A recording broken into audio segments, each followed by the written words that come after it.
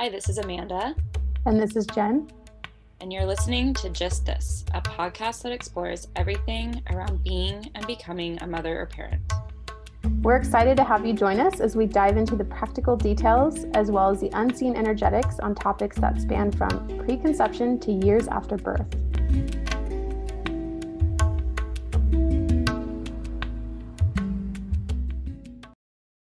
Should we talk about birth stories today? Yes, let's do it. Let's do it. It's like a special place in my heart, birth stories. Okay, well, with that, I think you should start. Why don't you start? Why do birth stories hold such a special place in your heart? Well, should we start with what a birth story is?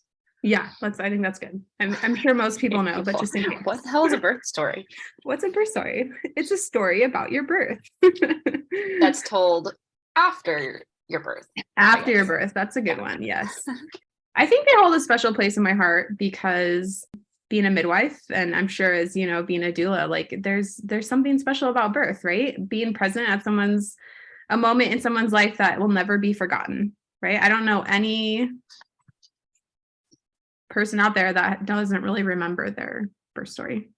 I'll argue with you on that point. We'll just start it off hot. I think it's important to record your birth story, either write it or you can talk, record yourself telling it, because I do feel like your memory of it fades so fast. It does. Yeah. So I think it's really like there's so many good, juicy things that come out of telling your birth story, not necessarily to other people, but actually telling your birth story to no one to start, just for the sentiment of getting it out and then also recording it should you want. I think recording's nice because I actually started to write mine. It wasn't right after, it spent a little time after, but writing the birth story actually turns into very long, very quick. So looking back, I wish I would have just like audio recorded myself the next day. Sometimes people like to write it if they're more like into journaling, but then if it's going to take you forever, it's nice to record it too. You can do both. There's so many transcription tools now these days too, where you can record it and upload your audio note later in life, and then it can turn it, transcribe it.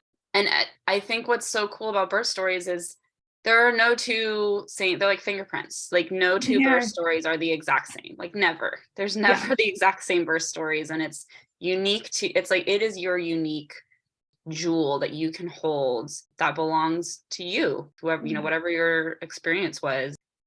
Do you have anything? I find it also really interesting, especially when I'm around a group of women or people that identify as female or have had babies, that automatically when I say I'm a midwife, they're like automatically go into telling their birth story without even prompting, really. And I think there's something to be said about that, like how people feel the need to actually like talk about it. And I'm talking like 80-year-old women to 20, 30-year-old women, kind of almost like a need or a desire to express out like what happened during that time of a person's life. I think there's two parts to this. I think when it's closer to the birth and we're expressing it, I really truly believe you are healing, even if your story may contain parts that you maybe wish weren't there or didn't go to like how your liking was. I really truly believe in speaking your story. Birth is traumatic, regardless if you had the best birth in the world or whatever. Like your body has your tissues have some trauma in them because of what your body's going through. But in speaking it, I really do feel like it's almost like putting a salve on your whole nervous system. Even afterwards, as you're transitioning into motherhood, it can be so jolting. In telling it, it's healing every time. But I also think there's a sense of connection. This is why like I have my connection course, like you connect to yourself every time you tell your story, but others connect to you too. And I think that's what it is. As women, think about like that is one of the deepest like connecting things we have, that we all have the power to do. It is like a very deeply energetically connecting thing that is hard to put into words. And I think that's the power of sharing your birth story even later. It's the story of life, right? The creation of like life in some senses. So I think it's also connecting to that life force energy. And I think that's another thing that why birth stories are so important and powerful is it's really important to share with others like what different births look like, and how they can be beautiful or traumatic or this or that, and really as an example of how we can come through them, and what they've taught us individually, and also like just generally birth is not what it is portrayed in our main narrative, and what we see in the media or in movies, that oftentimes it looks a lot and feels for people a lot different. And I think that's such an important part of telling and sharing your birth story, and not to say that you have to ever share your birth story with anyone else. I know people who totally don't. I don't know if you've dealt with people like this. So like we can go into this now, the traumatic birth thing. Like I had such a traumatic birth. I don't want to ever relive that or tell it. And I think we talked about this a little bit off the record before. Okay, I understand and hear that. And in telling it, even if you're just speaking it into a microphone, you're releasing it. You're letting that go, because if you hold that in, and obviously like that was very traumatic because you don't even want to speak it, that will live inside of you in some way. Make a little ritual, speak it, release it, be done with it, and let it move on. But by not honoring that, at least releasing, we don't even know we're burying that so deep inside of our souls, and that can actually lead to more issues down the road. Physical and emotional or mental. It's interesting too, because it makes me think there's this kind of saying in midwifery where like we carry our past births with us to the current birth, right? Which is not obviously like things that we want to do, especially if we have been an experience of a birth that didn't necessarily go as planned or like we would want to. But even that alone, even a person experiencing it from like an outer perspective, like an outer body, and to like carry that onto the next birth, just reiterates like what you're talking about, in that like if you're actually experiencing that whole aspect in your being, not even like an observer type thing, like it's definitely in your body. And there's no doubt like you have to you don't have to, of course, it's your choice, but it's ideal to process that somehow. I think it's super important. And I think also that we, like you're talking about with the social media, we get into these ideas of what birth should look like. And so now when we talk about these traumatic births, they're not normalized. And I'm not saying that they are normal or common, but they happen, right? Like when you're in birth enough, you hear the trauma stories, and you hear the really great, beautiful, like Instagram picture perfect births, right? Like you hear both ends of it. So in that way, it's normal. And if you have somebody that you could potentially process that with and help you, like, I think that could be really helpful for somebody to release out. And there's that whole saying too, we carry, like, I think we both agree that birth is about letting go, right? And so if you're going to go back, those traumas, that stuff that we've held in our body is going to come out at our next birth if we haven't dealt with it, right? So I mean, you could even consider it like a journaling activity, write it all out, and then light it on fire if you want to. Let's light things on fire. I was going to say, we all like to light something on fire. Not a viral, but watching stuff burn, there is something like so powerful about that. And there's people that actually process births. And I want to say too that those people that talk, oh, I don't want to talk about my birth, it's so traumatic.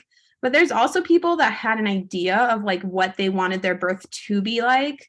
And when it deviates from that and there's like a different outcome, they actually they're kind of traumatized too, because they're like, I had this dream and now like it didn't happen and it went this way. And so I think that there's different levels of being traumatized at your birth. And I just want to give credit to that, because I don't think either of those are wrong. Like, I don't think it's wrong to have those feelings about it. It's a little sad that we have these expectations, and when the expectation doesn't get met. I would wonder what the percentage is, because honestly, I feel like that is a very high percentage, at least of the people I've worked with and myself and people I talk to, of having some element of your birth go away that you wish it hadn't. And it's so easy for us to latch onto that. But it's really, I think this is another thing that would be great if we could shift that mental preparation soon to birthing mothers of, if it doesn't go to plan, this is the first lesson of motherhood. Yeah. Surrender. Yes. You know, we have to surrender to these things that it's not in our control anymore.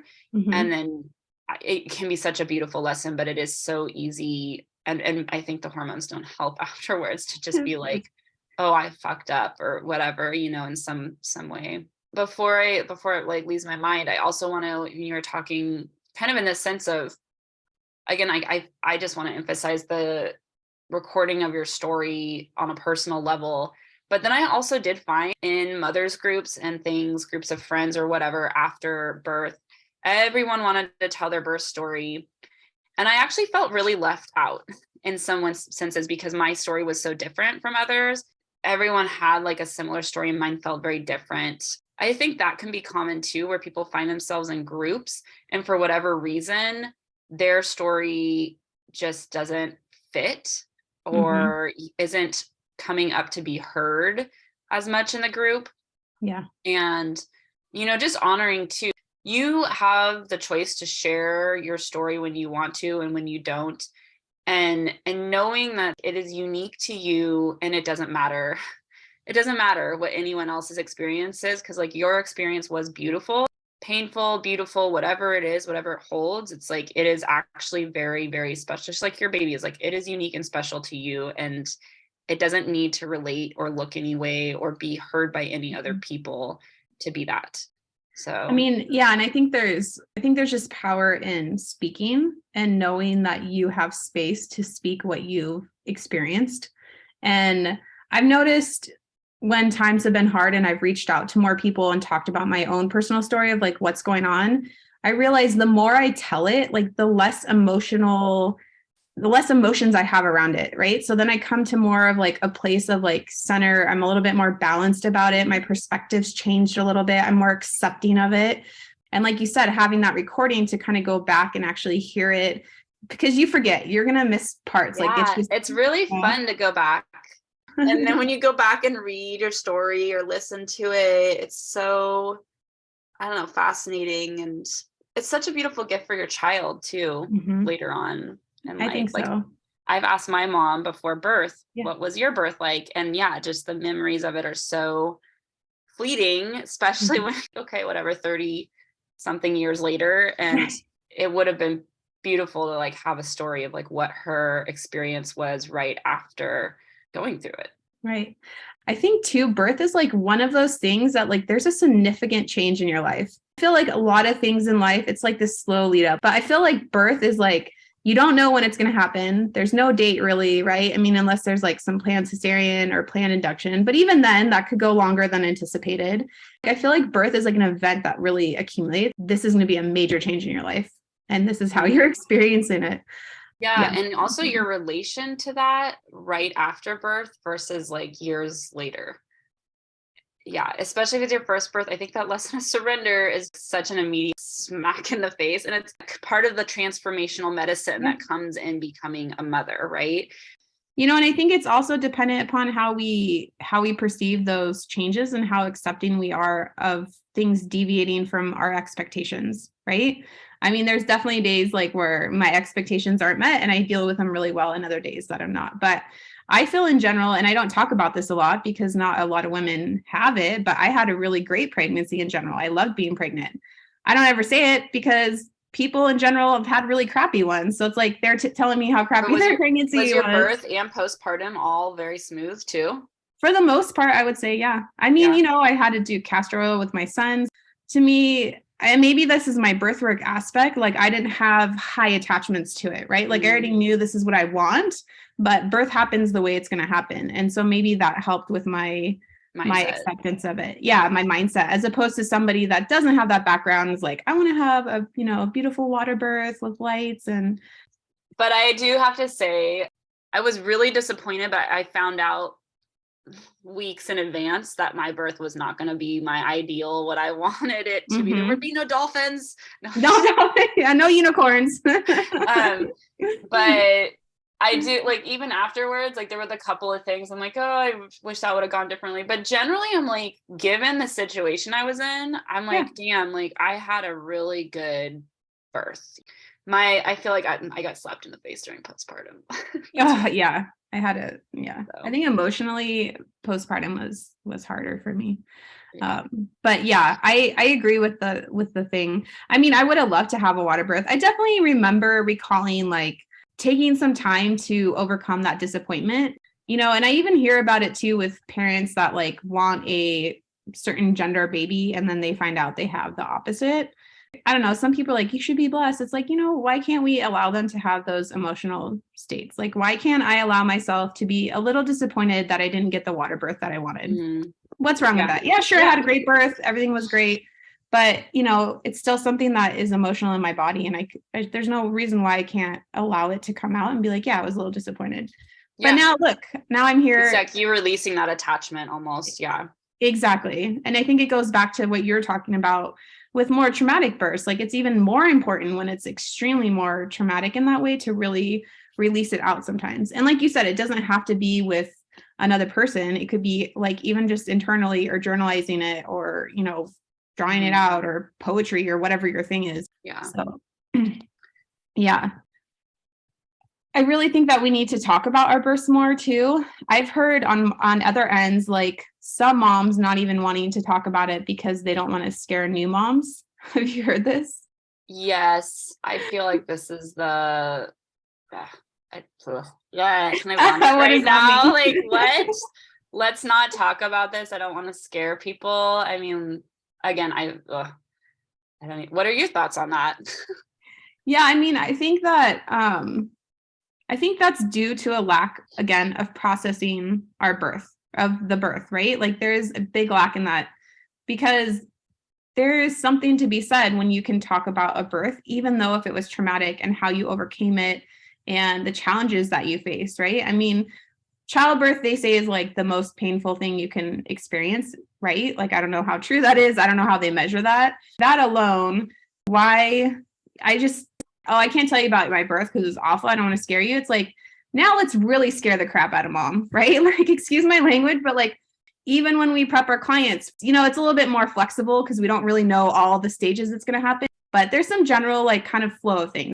Hey, so you're going to go into labor, you're going to feel some contractions, your water might break, blah, blah, blah, right? There's like kind of steps and we prepare them for that. But if there's a mom that's saying, oh, I can't tell you about my birth story because it was so traumatic and I don't want to scare you, then like, what are you setting them up for? And I agree with you there. I think it's like them not having processed it because when you've processed your own trauma and you're grounded or your own story and you're grounded. And I think this is why it's important to listen to as many stories as you can, because the point is there is no one way. This is life. There is every angle possible. There is no good or bad. It's just like the full, complete experience. And everyone is having their own unique journey through it.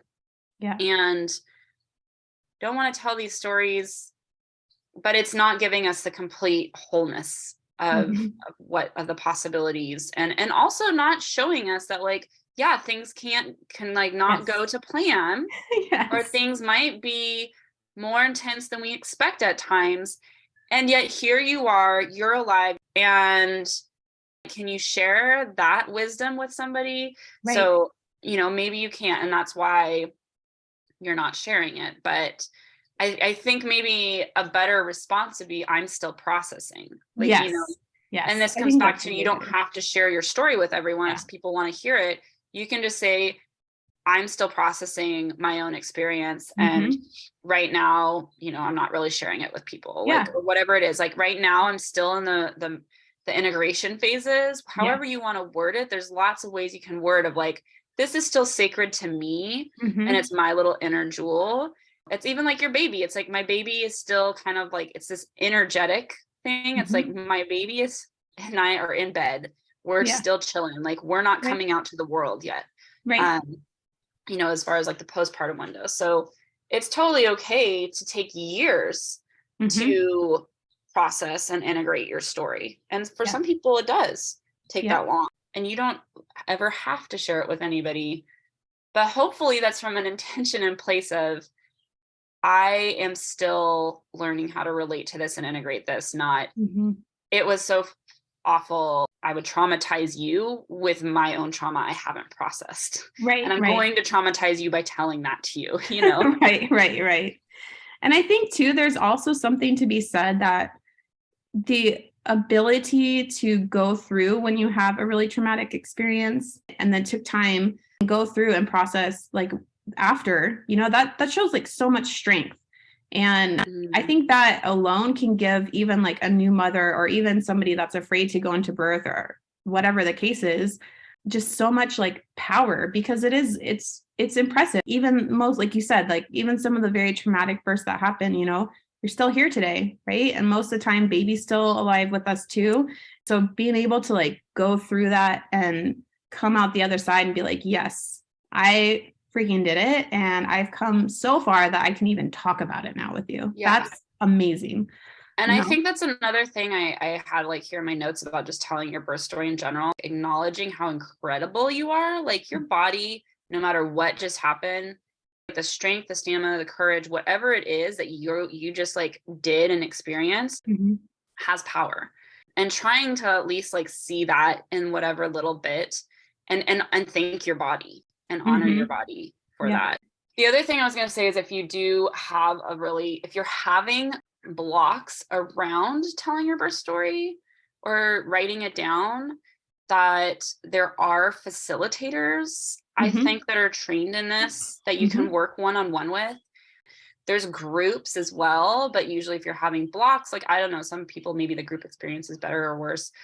And it might be where you're at too in your healing, right? Yeah. So like if you have a traumatic, maybe you need to spend time alone. And then maybe at some point you're like, I really need to get in a group and like chat it out and be heard and like have space, I just always encourage, like, if you are having blocks around telling your story or a really strong aversion to it, really feeling into that and finding whatever support you need to go past those blocks. Okay. So you wanted to talk about listening to birth stories. Yeah. I think listening is an art form.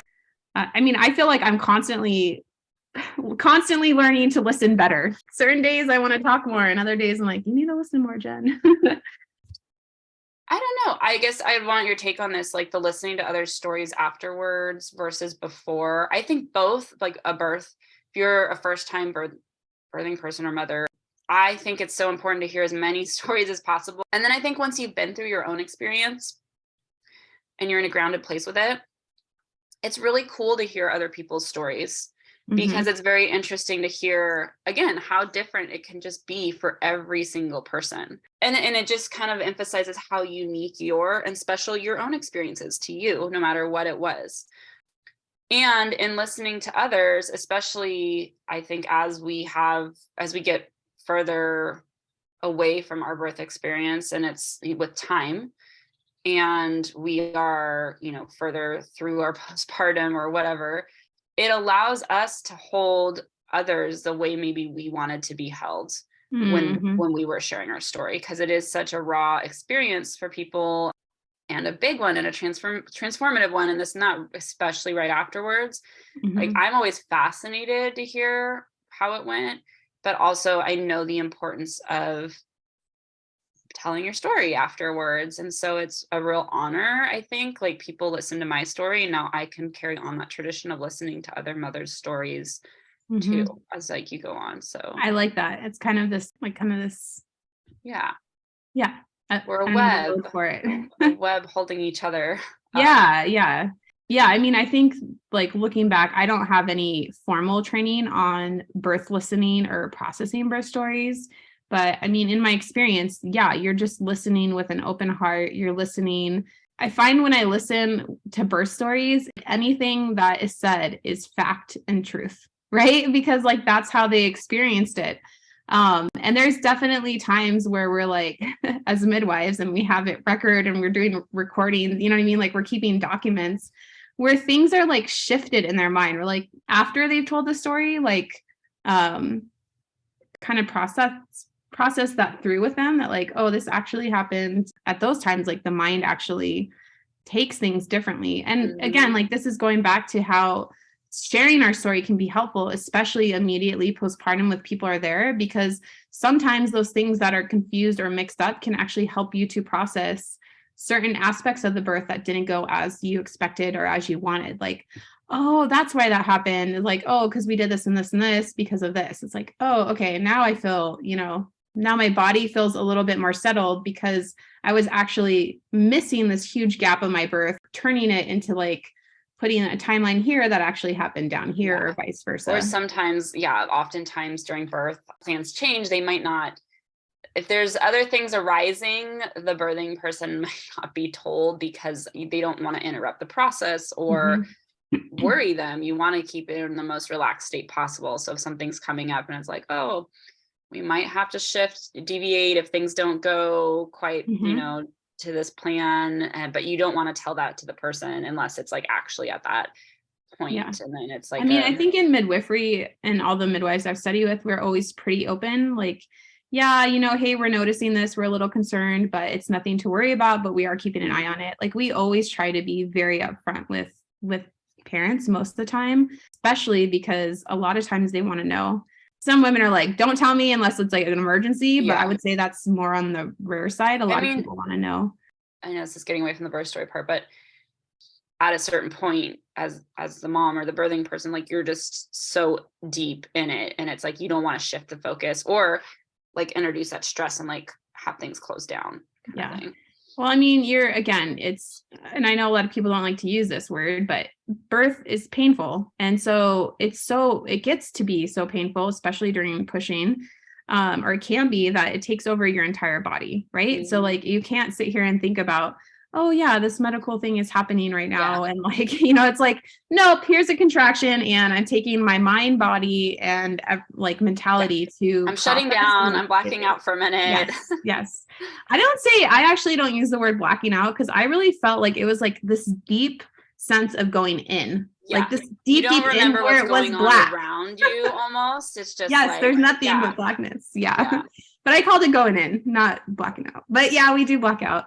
And the other thing too is like, if you look, okay, even at like, let's just talk a very short birth. The shortest I've probably heard is like 3 or 4 hours. Okay. Mine was like 4. Yours was 4? Yours was only 4 hours? Pretty much. Yeah. Wow. Okay. So that's like, I would say definitely on the faster end, right? Like if we're talking about like a continuum. But it was intense from like 3 to 10 in less than 45 minutes kind of thing. So I've heard that like the faster your birth is, the more intense it is because we all have to dilate to the same.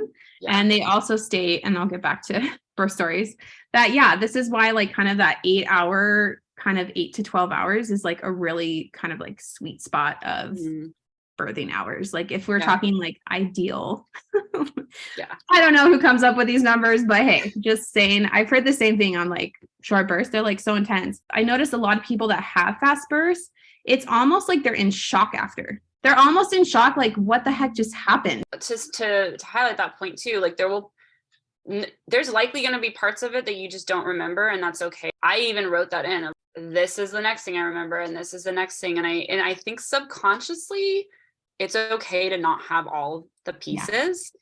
It doesn't have holes in it. It is perfectly woven exactly how your conscious mind wants to remember it. And knowing that and telling it consciously, like subconsciously too, like there's that releasing, there's that weaving in together of things. Cause there was lots I don't remember. And then later, and that's where it's fascinating to hear other people's perspectives, like, oh yeah, this, and this happened. And I was you're in the hole. You're in the darkness.